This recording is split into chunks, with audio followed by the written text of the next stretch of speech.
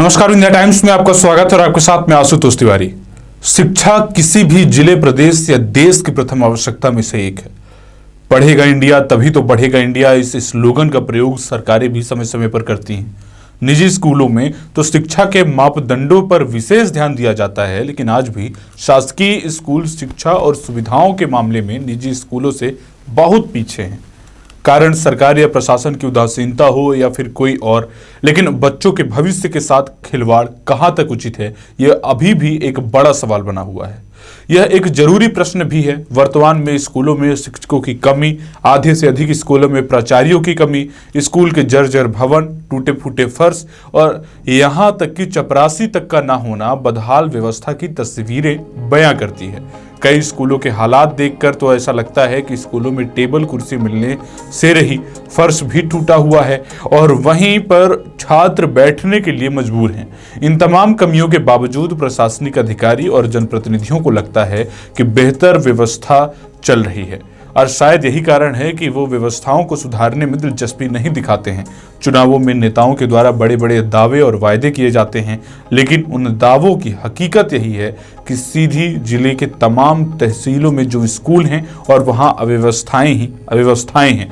बात चाहे रामपुर, नैकिन, चुरहट, कुसमी, मझौली, सिहावल या किसी भी तहसील की करें, लेकिन समस्याएं वही हैं। इनकी एक बड़ी वजह यह है कि स्कूलों में प्राचार्य और शिक्षकों के पद रिक्त हैं। सीधी जिले में हायर सेकेंडरी के 77 और प्राचार्यों और हाई स्कूल के 67 प्राचार्य के पद रिक्त हैं। नमस्कार, विंध्या टाइम्स में आपका स्वागत है और मैं हूं आपके साथ अभिलाष। शासन प्रशासन द्वारा निरंतर स्कूलों की शिक्षा को और अधिक बेहतर बनाने के लिए कदम उठाए जाते रहे हैं। तमाम प्रकार की बातें भी की जाती रही हैं, लेकिन आज भी सीधी के ग्रामीण स्तरों में स्कूलों की हालत क्या है, इसका एक नज़ारा सीधी ज़िले में देखा जा सकता है। आपको बता दें कि सीधी ज़िले में लगभग 90 हायर सेकेंडरी स्कूलें हैं, जिसमें से लगभग 67 हायर सेकेंडरी स्कूलों में प्राचार्य के पद पूरी तरीके से खाली हैं। साथ ही आपको बता दें कि सीधी ज़िले में लगभग 84 हाई स्कूलें हैं, जिसमें से लगभग 77 हाई स्कूल के प्राचार्य के पद पूरी तरीके से रिक्त हैं। तो एक बड़ा प्रश्न यहाँ पर उठता है कि क्या स्कूलों में प्राचार्य जैसे पद के रिक्त होने से स्कूलों के संचालन में कोई प्रभाव नहीं पड़ रहा है। बात यदि मुख्यालय की करें तो सीधी ज़िले में सेंट्रल स्कूल या केंद्रीय विद्यालय एक अच्छा स्कूल माना जाता है। इसके अलावा बात अगर विकासखंड रामपुर नैकिन की करें तो विकासखंड रामपुर नैकिन अंतर्गत आने वाला चुराहट का नवोदय विद्यालय एक बौद्धिक स्तर का स्कूल माना जाता है। इसके अलावा बात यदि कुसमी की करें तो कुसमी में कस्तूरबा विद्यालय एक अच्छा स्कूल माना जाता है, जहां पर आदिवासी वर्ग के छात्रों के लिए विशेष आवश्यकताएं और विशेष सुविधाएं हैं।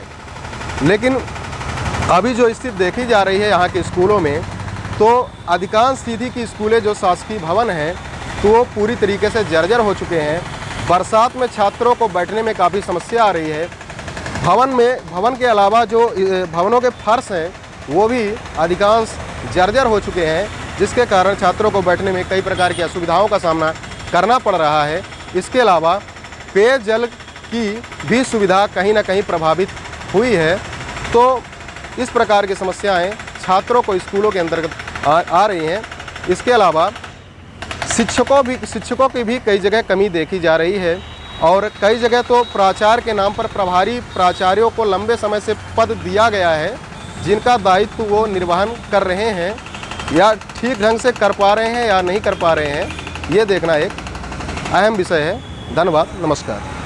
तस्वीरें तो यही बयां करती हैं कि सिर्फ यह नारा देने से कि पढ़ेगा इंडिया तभी बढ़ेगा इंडिया से काम नहीं चलने वाला। जब तक बुनियादी सुविधाओं को दुरुस्त नहीं किया गया और गांवों में स्कूलों के हालात को नहीं सुधारा गया, तो स्कूलों में पर्याप्त मात्रा में शिक्षकों की उपलब्धता नहीं हुई, तो प्राचार्य के पद रिक्त पड़े रहे, तो ऐसे में स्कूलों की शिक्षा व्यवस्था में कैसे सुधार होगा और आगे किस तरह से इंतजाम होगा जिससे बच्चों को पढ़ने में सहूलियत होगी।